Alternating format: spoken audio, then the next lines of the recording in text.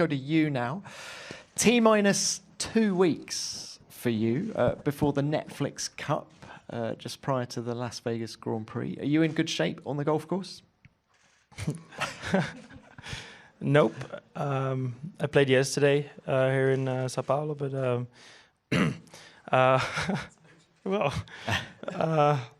but no, I'm feeling all right. I've not been playing a lot of golf at all over the last few months, just for different reasons. So I've kind of lost touch, but I try to get back into it in the last I say few days, and I will continue to before Vegas next week and before the event. So I'm sure I'll be all right, or at least get carried by my teammate.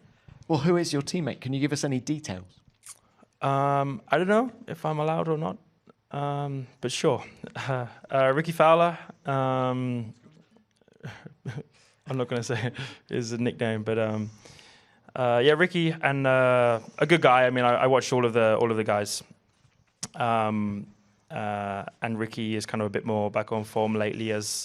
Lately I would say, comparing to where he was at the beginning of the year and last couple of years. So I'm excited. I mean, it's going to be the first live event for Netflix, which is a cool thing to be part of.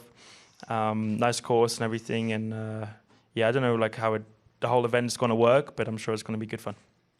Lance, just to bring you in quickly, you're a very good golfer. Were you not tempted to play in this? I used to be, and I guess when I played more, I haven't really played much lately. But yeah, I'm starting to get my swing back. So okay. I was there yesterday at the same club as Lando and a few of the other guys, and getting back into the groove of it. All right. Lando, back to you. I hope you've been basking in the glory of a great race on Sunday. What was your secret? Basking. What was my secret? Qualifying badly was my secret. It makes it a lot more fun coming from starting at the back. So, I mean, the pace was great all weekend. Maybe not amazing qualifying, but good enough easily to be into Q3 and so forth. So we knew the pace was going to be good on Sunday. Maybe not almost as good as what it was. Come the kind of, especially that final stint. I think the first stint was good, but just hard to make a lot of progress at the beginning. But the second stint, yeah, you know, once you get the tires in a good window and things start to come towards you, then things start to flow, and felt very good out there. So. Many different reasons, but yeah, just good pace, good tire wear, good management, and yeah, made it a very enjoyable race. Could you have challenged Max if you started at the front? No chance. All right, look, what about here then, Lando? How hopeful are you for the Sao Paulo Grand Prix? I mean, I don't know. Like this, I had answering this question. I don't think anyone knows really. Just some weekends were good, sometimes not so good. Definitely, like here in Mexico, where the two races we weren't expecting to be too strong comparing to Qatar and Suzuka and things like that. So, not expecting to set the world on fire, but I think considering how good Mexico was in the race and where we potentially could have finished if we started higher up, then I still look forward to it. But it's never tended to be our strongest weekend or one of the strongest weekends. So, yeah, we'll keep our feet on the ground and keep pushing. But I'm sure we can still have a good weekend. All right. Best of luck to you. Thank you, Lando. Now, let's open this to the floor. Please remember to give your name and publication. First question, please. Naomi Schiff, Sky Sports F1. This question is for all of the drivers. We are heading into our last sprint race of the season. There were some mixed feelings about the sprint races earlier this year, both on the grid and off of the grid. So I'd love to get all of your reflections on how it's been this season. Who'd like to start with that? Daniel, we haven't heard from you for a while. I think, yeah, I've done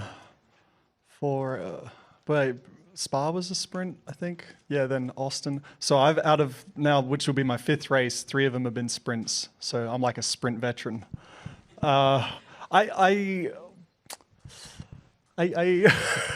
liked some of them in terms of I think there's room for a few of them across the calendar. It does change it up a little bit. I still prefer a conventional weekend. You know, if it's one or the other, I'd take the conventional. But look, if we have, obviously in a season of 23, 24 races, if half a dozen of them are sprint, I think it adds a little bit of spice. but I wouldn't want to go down like the MotoGP route and have it every weekend. Okay, thank you, Max. Yeah, it's been absolutely fantastic. So much fun. Would you care to I get so elaborate? excited by having a sprint again. I'm all for it. Anything more? Okay.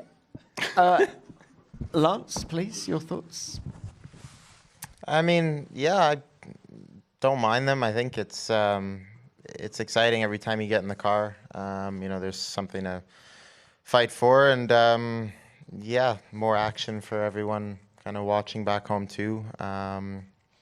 Sometimes I felt like last week, you know, after having the sprint in Austin, and then going to Mexico and kind of having that, you know, more normal weekend, I felt like there was a lot of practice, and just, you know, Friday was a long day, and Austin was kind of just full on, you know, every session, just like I said, something to fight for. And yeah, I think it was a much more kind of exciting weekend than Mexico. So I definitely think it, you know, spices things up and makes it, yeah, interesting for everyone watching at home. Lando, please. I'm in the middle. I've always liked the normal race weekends, to be honest. So if I could just choose, I'd just go back to having that. But the reason is for the fans and to put on more of a show and things like that.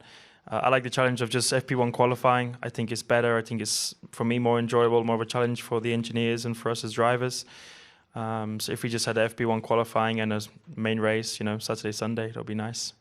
2 days. So yeah, I think that's maybe the only thing, but it's not my choice, so it doesn't matter.